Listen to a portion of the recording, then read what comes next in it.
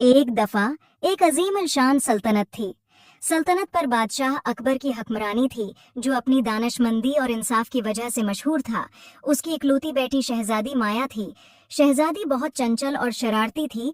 एक दिन जब वो बाग में तीर चलाना सीख रही थी कि अचानक उसे एक सानिप ने डिस लिया।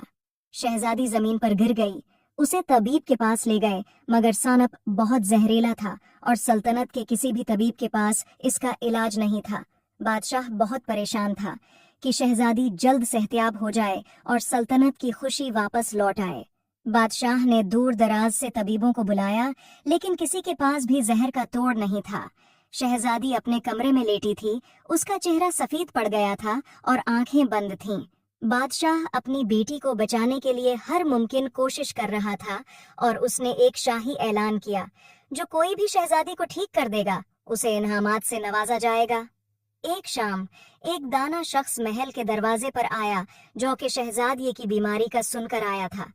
उसने बादशाह से अपना तारुफ कराया और बादशाह से कहा कि मुझे जहर का तोड़ मालूम है। उसने बताया कि दूर एक गार में एक जादुई फूल है, जिसके रस से सानिप के जहर को खत्म किया जा सकता है, लेकिन उसकी हिफाजत जंगल की रूहों के स्पर्द है और सिर्फ वही लोग उस तक पहुंच सकते हैं जिनके दिल साफ हों। बादशाह ने ऐलान किया कि जो भी इस फूल को तोड़कर लाएगा, मैं शहजादी की शादी इससे कर दूंगा। एक शहजादे ने ये सुना तो सफर पे जाने का इरादा किया। शहजादे ने सफर का आगाज किया। जंगल में जानदार मखलूकात थीं, लेकिन उनके रास्ते में कोई रुकावट नहीं डाल रही थी।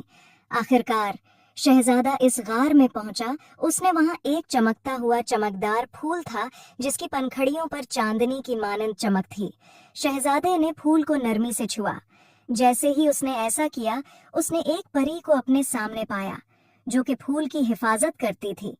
परी ने शहजादे से कहा, फूल हासिल करने के लिए तुम्हें चंद सवालों का जवाब देना होगा।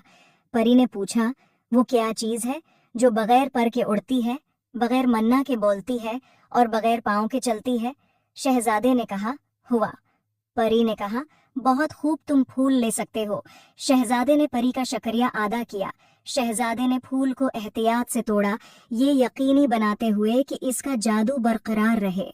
चमकदार गल के साथ शहजादा जल्दी से महल आया। उसने जादुई फूल को बादशाह को दे दिया और बादशाह ने शाही तबीबों के हवाले किया, जिन्होंने शहजादी के लिए एक खास दवा तैयार की। जब शहजादी ने ये दवा पी तो उसकी आंखें खुल गईं और वही चमक वापस आ गई जो पहले गायब थी।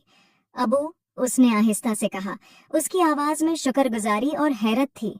मैं बेहतर महसूस कर रही हूँ। बादशाह ने खुशी के आंसुओं से अपनी बेटी को गले लगा लिया। सल्तनत ने खुशी मनाई, शहजादी की माजिजाती सेहतियाबी का जश्न मनाते हुए। बादशाह ने शहजादे और शहजादी की शादी कर दी। उम्मीद है आपको स्टोरी पसंद आई होगी।